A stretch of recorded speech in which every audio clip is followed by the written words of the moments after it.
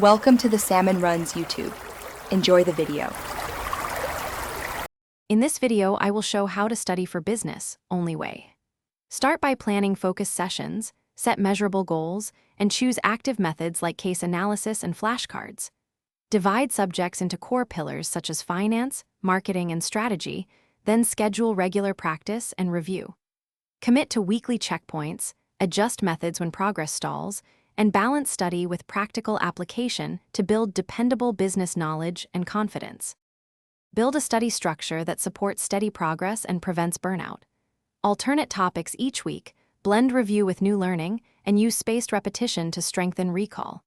Keep sessions concise, aim for focused 25 to 50-minute blocks, and take short breaks to recharge.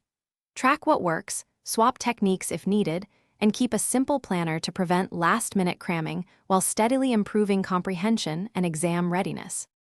If you're finding this guide useful, please subscribe and like to help the channel grow and get more study tips.